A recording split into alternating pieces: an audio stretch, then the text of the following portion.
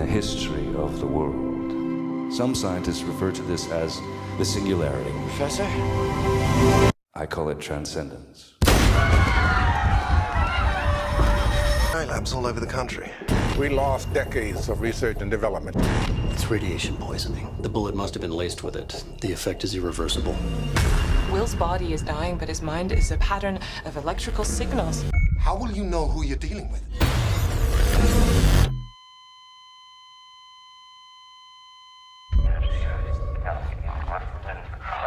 Evelyn, Oh my God. I can't feel anything. I'm here. This is astounding. So how do we... Like any intelligence. To influence. Perhaps the entire world. Where are you going?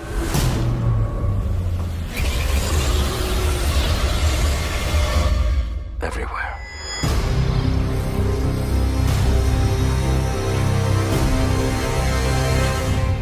Shalom pada saya dan teman-teman.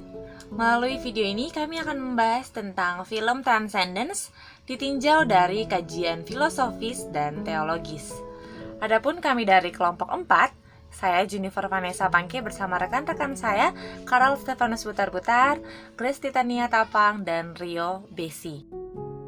Oke teman-teman, sebelum kita masuk ke bagian pembahasan, mari kita melihat sekilas bagaimana sih alur cerita dari film ini. Pertama-tama di awal film diawali dengan adanya seminar yang bertujuan untuk memperkenalkan penemuan beserta bagaimana sih perkembangan dari teknologi artificial intelligence ini. Nah, tetapi penemuan ini mendapatkan penolakan dari salah satu organisasi radikal, sehingga mereka melakukan teror untuk menghentikan rencana dari Will. Dalam teror ini, Will mendapatkan tembakan radiasi yang menyebabkan ia hanya dapat bertahan hidup 4-5 minggu. Nah, tentunya hal ini membuat Evelyn sedih, sehingga ia bersama dengan Max memutuskan untuk memindahkan memori pikiran dari Will ini ke dalam pin. Nah, ternyata usaha mereka berhasil sebelum akhirnya Will ini meninggal. Pada akhirnya Max meminta untuk mematikan sistem ini karena ia yakin bahwa itu bukanlah Will yang sebenarnya. Tetapi Evelyn menolak sehingga terjadi perdebatan. Nah, dalam kurun waktu 5 tahun, artificial intelligence ini mengalami perkembangan yang sangat pesat, mampu menggeser bahkan menguasai manusia. Nah, salah satu rekan Will sebelumnya yang melihat hal ini mengingatkan dan mengajak Evelyn untuk menghentikan teknologi ini, dan pada akhirnya Evelyn pun setuju. Nah, mereka mulai mengirimkan berbagai serangan untuk menghancurkan teknologi ini, tetapi tetap saja gagal, dan pada akhirnya Evelyn mengorbankan dirinya untuk mengunggah virus dan berhasil untuk mematikan sistem teknologi artificial intelligence ini. Nah, seperti itulah kira-kira alur dari film ini. Sekarang kita masuk kepada karakter atau penokohan dari film Transcendence ini. Tokoh utamanya yang pertama ada Dr. Will Caster, diperankan oleh Johnny Depp. Nah, yang kedua ada Evelyn Caster, diperankan oleh Rebecca Hall. Nah, yang ketiga ada Max Waters, diperankan oleh Paul Bettany. Dan ada tokoh-tokoh lainnya seperti Agent Buchanan dan Joseph. Teman-teman, sekarang kita akan masuk ke bagian kajian filosofis. Nah, di dalam film ini kami melihat 3 pandangan, yaitu adanya humanisme, eksistensialisme, dan juga kompatibilisme. Nah, pertama kita melihat dari humanisme. Nah, di sini kami sudah memaparkan beberapa pandangan dari para ahli ataupun juga filsuf mengenai humanisme. Menurut Lenewan, manusia itu menjadi sentral dari segala realitas yang ada. Kemudian yang kedua kita melihat dari René Descartes yang merupakan filsuf dari Prancis. Ia berpendapat mengenai subjektivitas manusia.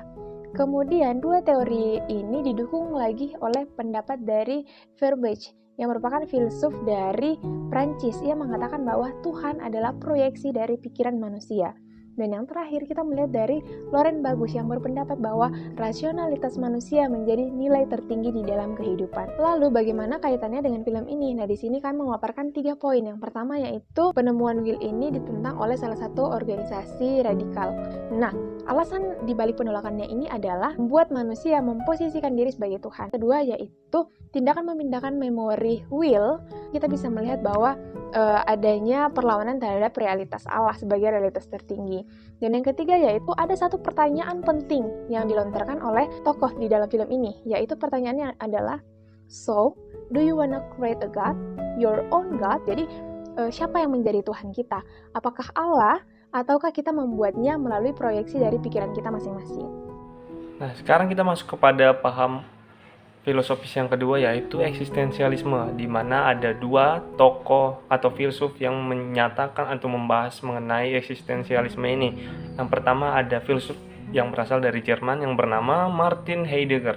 Dia menyatakan bahwa manusia bertindak dengan dirinya sendiri dan bereaksi terhadap tindakan orang lain. Semuanya berasal dari keberadaan dan kesadaran manusia. Nah, yang kedua ada Jean-Paul Sartre. Dia adalah filsuf yang berasal dari Prancis. Beliau menyatakan bahwa kebebasan manusia itu mutlak, tetapi mengkhawatirkan. Terkadang manusia menutup kebebasan tersebut karena terhimpit akan nilai moralitas masyarakat dan agama. Dia menyatakan bahwa kebebasan itu adalah milik setiap umat manusia, tetapi kebebasan ini juga akan mendatangkan kekhawatiran yang besar. Dan juga terkadang manusia dalam menjalankan kebebasannya terhimpit akan nilai-nilai moralitas ataupun nilai-nilai agama. Kemudian, apa kaitannya dengan film? Nah, yang pertama ada mendobrak segala nilai-nilai kehidupan serta mencoba menggantikan eksistensi Tuhan di dalam dunia ini.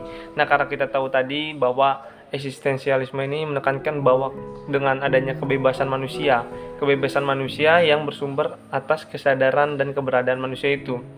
Sehingga di sini lebih menekankan manusia ini yang dijadikan fokus utamanya di dalam dunia ini, melupakan ada eksistensi yang tertinggi di dalam dunia ini, yaitu Tuhan sebagai pencipta alam semesta. Yang kedua, mengembangkan teknologi yang pada akhirnya hanya berfokus kepada manusia dan memuliakan manusia. Nah, yang terakhir, banyak manusia saat ini hidup dengan menjadikan dirinya sebagai Allah. Ya, betul ya sekali. Bahwa seperti yang disampaikan di awal-awal film juga, Dr. Will Caster menyatakan bahwa manusia saat ini menjadikan dirinya sendiri sebagai Allah atas hidupnya. Oke, yang berikutnya adalah pemahaman akan kompatibilisme. Jadi konsep kompatibilisme ini di mana pemahaman bahwa setiap manusia itu memiliki free will atau kebebasan manusia untuk melakukan sesuatu itu secara total seperti itu. Dan ini ada kaitannya dengan determinisme yang merupakan suatu hal yang tidak bertolak belakang entah dengan apapun yang mereka lakukan seperti itu. Nah, dalam kompatibilisme ini juga menganggap bahwa setiap makhluk itu memiliki kebebasan secara total untuk melakukan apapun yang ada di muka bumi ini. Nah, apapun yang mereka lakukan itu merupakan suatu penyebab dari mereka sebagai agen dalam dunia ini. Jadi apapun yang mereka lakukan tidak boleh atau dibatasi oleh siapapun. Oke, selanjutnya kita masuk pada konsep teologis. Jadi manusia itu kan sebenarnya pada dasarnya adalah makhluk pencari kebenaran, ya. Jadi manusia tidak pernah puas dengan apa yang sudah ada, tetapi selalu berusaha untuk mencari-cari kebenaran yang sesungguhnya dengan bertanya-tanya untuk mendapatkan jawaban, ya, dimana seperti yang ada dalam film Transcendence juga. Tapi kita harus ingat juga kalau Allah juga memang menciptakan manusia bukan sebagai batu, tetapi diberikan kebebasan sejati untuk menyenangkan Allah. Dia menjadi arah proyeksi dari eksistensi manusia. Nah, dalam kebebasannya manusia tidak bisa memenuhi tuntutan etisnya sendiri. Nah, sebelum jatuh ke dalam dosa, manusia memiliki kebebasan yang berarti suatu kemampuan untuk taat kepada Tuhan dengan bisa tidak berdosa. Nah, tapi manusia memilih untuk tidak taat dan jatuh ke dalam dosa, yang menyebabkan manusia menghancurkan dirinya dengan kehendaknya sendiri. Bisa kita lihat juga dalam Roma 12 ayat 2 bahwa janganlah kamu menjadi serupa dengan dunia ini, tapi berubahlah oleh pembaruan budimu. Nah, memang secara perspektif Kristen juga kita percaya bahwa Allah adalah subjek utama dan kebenaran yang absolut. Kebenaran adalah kebenaran Allah, tidak berarti semua kebenaran itu terkandung di dalam Alkitab atau dapat disimpulkan dari Alkitab. Jadi, apapun yang kita lakukan sebenarnya pada dasarnya itu hanya untuk satu, yang pertama, yaitu untuk menyenangkan Allah. Sekian itu presentasi dari kami. Berikut ini referensi atau daftar pustaka yang kami gunakan. Semoga melalui video ini kita semua bisa memperoleh suatu hal yang penting untuk bisa kita refleksikan. Terima kasih, Tuhan Yesus memberkati.